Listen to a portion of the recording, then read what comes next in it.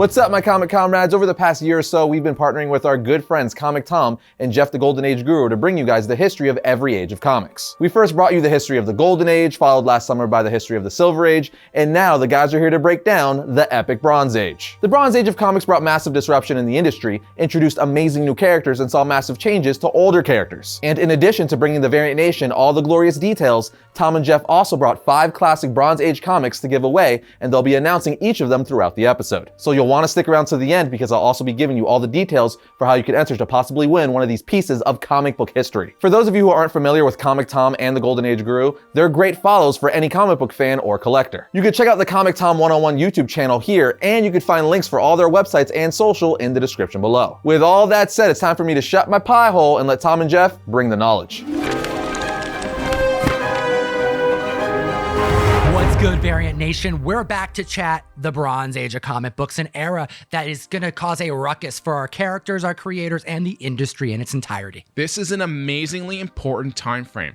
This will set the standard for collectibles and reading and publishing from here forth to what we know now for comics. We're talking 1970 to 1984, and we're going to kick it off with Silver Surfer 18 with the ending of the greatest partnership in all of comic history. This is going to be the demise of a relationship between Marvel and Jack Kirby. Okay, there is no other name as famous right now as Jack Kirby when it comes to comics, and he's going to defect to DC. Now, Jack worked at Marvel for a long time, and before his departure, he would take to the pages of Silver Surfer 18, the last issue of the run, to share his feelings about his time worked at Marvel Comics. So rumor has it, the last 2 pages of Silver Surfer 18 that were done by Jack Kirby have Silver Surfer yelling out to his readers in frustration. Is actually supposed to be a cryptic message by Jack Kirby expressing the angst that he's having with Marvel. In a world of madness, I tried to practice reason, but all I won was hatred and everlasting strife. Silver Surfer's pissed. He's frustrated with mankind, with those around him. And I think this is Jack explaining how he feels as he's leaving Marvel Comics. What a gargantuan win for DC. Not only do you snub Marvel, but you take the king of comics into your house.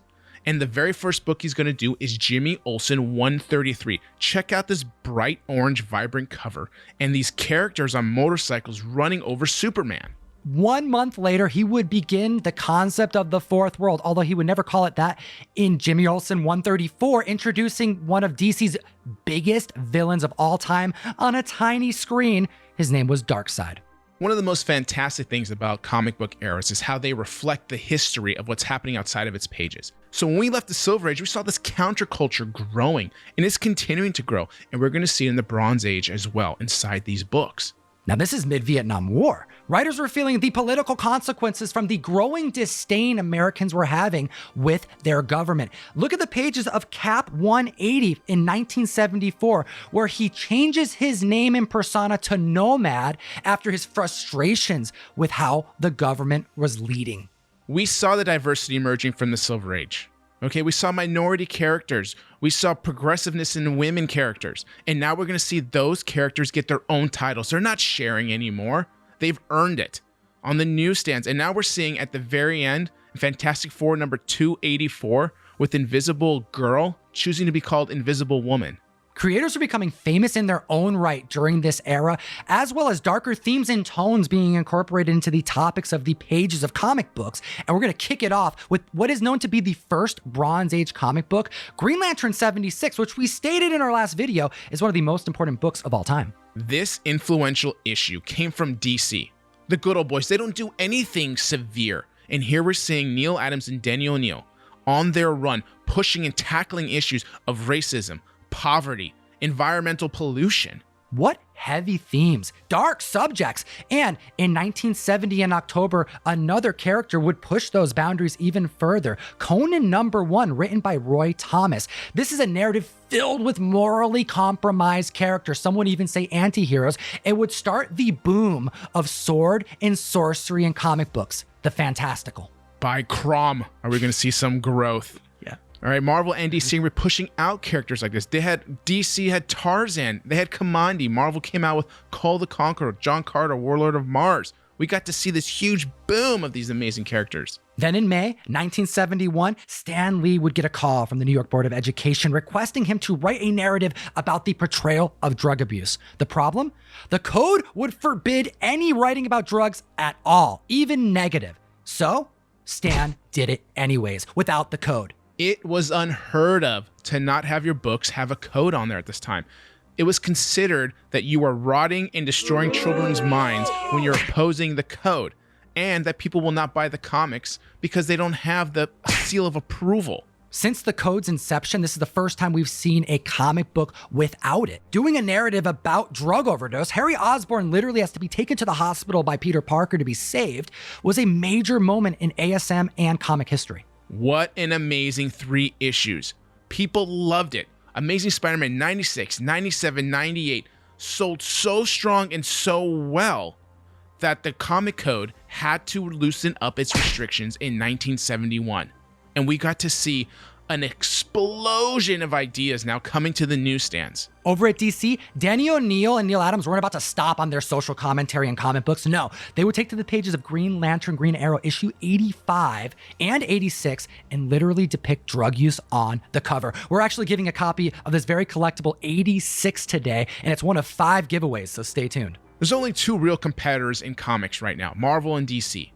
Just a short 5 to 6 years ago, Marvel wasn't allowed to publish more than 10 to 14 titles a month.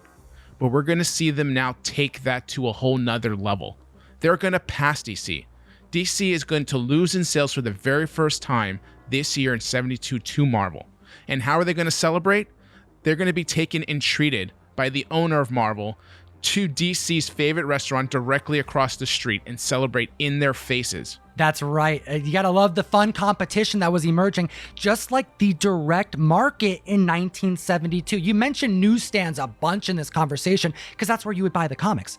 But the publishers realized if they could empower local comic shops, these new emerging businesses where they can keep their back issues, well, a community was forming and the direct market, the new way of selling comics, begins to emerge. This is the perfect time for the direct market to get its initial foothold, because by the end of the Bronze Age, we know it's going to be enormous. It's going to take over. Exactly, and now have this enormous explosion of Bronze Age horror coming our way. And that's because we had the restrictions of the comic code lifted. The horror genre was just granted flexibility, and now we'll be able to see vampires, ghouls, werewolves, and monsters incorporated into the pages of comic books. And over at DC in 1971, we have Bernie Wrightson and Len Wein creating one of DC's biggest characters, Swamp Thing. This striking cover, I tell you, is absolutely captivating. You have Bernie Wrightson, the King of Macabre, depicting this amazing swamp creature. And this would be the launching point for DC's horror. House of Secrets, The Unexpected, they would crush it from here on out. Swamp Thing was so successful, he'd even get his own title in issue 1 by Bernie Wrightson. And we're going to add that to the stack of giveaways today as well.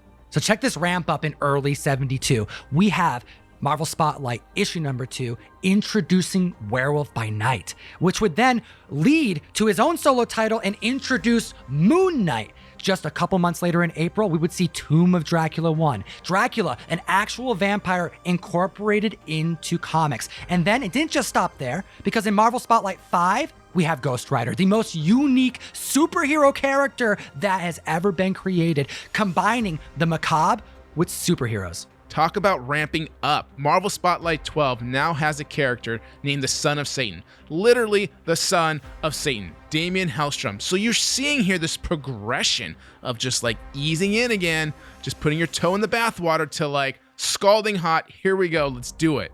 Now, the early 70s would see a lot of diversity take place, new characters, and although many were heavily stereotyped, and it was unfortunate, we would see some major key moments in comic books take place, like the first black superhero getting his own comic title, Luke Cage, Hero for Hire, issue number 1. This would be the start of really where we're seeing more of a diverse line across DC and Marvel's platforms, really. I mean, we get to see Shang-Chi. We see in Tomb of Dracula 10, we see Blade first appear. We see Jon Stewart in Green Lantern, Monica Rambeau. You got Storm. I mean, it goes on and on with these amazing characters that become coveted and embraced to this day by comic readers and collectors. Then, snap. June 1973, ASM 121-122 would see one of the biggest changes in comic book continuity. It mattered. Your characters weren't safe. Gwen Stacy dies. Peter Parker fails. I remember when I was a kid and I read that book, and I will never forget that panel of him trying to save her with his web, and at the end there's a snap and find out that he couldn't rescue his love. Issue 121 sees the death of Gwen Stacy, but it's a two-part almost revenge story because in issue 122, we see the death of Green Goblin. And this is your personal copy from when you were a kid, wasn't it? Yeah, I've had this since I was 10. And when I was 12 years old, I had Stan Lee sign it. I love this book. Okay, I don't know what happened to my 121, but there was no line. It was free. It was just a different time, man. They were pushing the envelope, and just a short 8 months later, we would see an anti-hero make his way onto Amazing Spider-Man issue number 129. Glorious yellow cover with gun in hand. Scope on our web slinger, literally saying that the Punisher, his assignment is to kill Spider-Man. Can you imagine this happening just like 2 years earlier? Absolutely not. I mean, just 2 years prior, you couldn't even have any type of horror supernatural characters, let alone somebody trying to shoot somebody on the cover. By the end of 74 in October, we would actually see the introduction of Arkham Asylum in the pages of Batman. In the Bronze Age, it took this long to come up with a home for all of the villains because the narratives were getting more mature. They had to make it make sense. Before we wrap up 1974, let's talk about the biggest Bronze Age comic key there is. This is the first full appearance of Wolverine. It says right here, he's here, the world's first and greatest Canadian superhero. Now, Wolverine wouldn't make his second full appearance until the following summer when he joined the new X-Men team in Giant Size X-Men #1, courtesy of Len Wein and Dave Cockrum. I'll remind everybody that back in the Silver Age, towards the end of that era, X-Men was on its way out, doing reprints, barely selling. These magnificent characters will save this title. And really, they're global characters, and they're going to hit a broader base. And when I say global, I mean Nightcrawler was from Germany. You had Storm, who's the African priestess. We have Colossus, who's this Russian mammoth of a being. And then we have X-Men 94, this Bronze Age key when you have everybody on the cover again. And now it's being written by Chris Claremont, who's going to write this title for 17 years and become synonymous with saving this book an absolutely historic run of X-Men. Now, in March of 1976, things are getting exciting because although there are two publishers who are technically in competition with one another, we have a fandom who doesn't care, and they would love to see an epic crossover. And we're going to see that take place with the crossover of the century, the battle of the century, Superman versus Spider-Man. This is so cool. The size of it is enormous. It's like as large as it was then because of how grandiose of an event this was. Yeah, I mean, as a fan, to see the two largest heroes in the history of both titles really go at it is just something spectacular. And I mean, when you read these types of things, if you haven't had a chance, it's like being in the book because it's huge. And fans had been dreaming about this for such a long time. It didn't even matter that these characters were from completely different universes. They threw comic book continuity out the window and they made this special collaboration. I think this is a great time for us to do our next giveaway, which is a Star Wars #1 reprint. Because in 1977, we saw the movie come out and hit into the big screen, and this is the comic book adaptation of that. The Bronze Age era had a lot of movie and TV adaptations. We saw The $6 Million Man, we saw 2001: A Space Odyssey, we saw Godzilla, Indiana Jones, Planet of the Apes, it goes on and on. Toy franchises even were getting involved. The success of the toy market created a need for narratives of these characters such as Micronauts, Transformers, G.I. Joe, and ROM. Not to mention public figures, because we had the band Kiss, and Pope John Paul II even had his own comic book. That's right, even the Pope was getting into comics, literally. Well, in 1977, we're going to see the emergence of independent creators, especially because the LCS, the local comic shop, it was creating a place where a community was emerging, but also an opportunity to have individuals sell their own creative books. And Cerebus issue #1 by Dave Sims would be debuted and would become one of the longest running independent titles up until recently. We know how progressive the Bronze Age is when it comes to comic books. And one of the books that pushes the narrative for equal pay and rights for women was Ms. Marvel #1. Where we see Carol Danvers fighting for that through this issue. And while we're on the subject of powerful women, we should chat about Jeanette Kahn, who would go over to DC Comics and within 5 years become the president of DC and get credit for changing the name from National Publications to DC Comics. She was only 28 years old when she came into this position with no comic experience, but she came and shook things up. Because you had the old guard of DC who was very stodgy in their old ways and never truly believing that Marvel was really surpassing them when it was obvious. It wasn't even until this time where these creators could go to work without ties on. Not until 1977, after Jeanette Kahn was there, did we actually get to see a loosening of the reins. She changed the place up to put a statue of Superman, polka dot walls, placards with word bubbles for your names, all kinds of stuff, just to make it a more entertaining place to work. Another great thing to happen in the Bronze Age was creators starting to retain rights to their creations. It wasn't until this time when these content creators were becoming famous in their own right, writers and artists, where they were able to start to band together, creators like Neil Adams, Bernie Wrightson, to secure rights for creators, to be able to get them their original pages that they were providing so that they can sell them and make money themselves. These books that they're working on are selling out all over the place. And we know that because direct market sales keeps track of that. And the creators know this. So that gives them leverage. Marvel and DC can't just push them around anymore because they're just going to walk away. If you're not going to give it to me, Marvel, I'm going to go across the street to DC and I'm going to get it from them. DC, you're not going to give it to me, I'm going to Marvel. And they had that freedom to move around. Case in point, May 1979, the prolific renovation of Daredevil in issue 158 by Frank Miller, changing Matt Murdock forever, reintroducing his Catholicism, introducing Elektra, and killing her issues later. The success from Daredevil for Frank Miller was enormous. I mean, it was heard through the halls of DC. So when Jeanette Kahn heard that Marvel isn't going to do a book for him, she said absolutely yes, and gave him everything he wanted. He wanted a different type of format for the book. He wanted special paper from Europe, painted insides, painted outsides, a new character no one ever heard of. But when Frank Miller, who's got this much fame and this much pull now, wants something, you give it to him. Frank Miller's Ronin would hit the shelves, and it wouldn't even matter if it wasn't tremendously successful, because Jeanette knew that this was a point being made in the industry. If you want to get the best talent, you had to give them the creative opportunity to do what they wanted. It's a mature read. You have a violent samurai in this issue, and we're going to continue with mature writing in comic books. A prime example is the story arc Demon in a Bottle, Iron Man 120 through 128, with a classic cover in issue 128, by the way, where Tony Stark is dealing with alcoholism.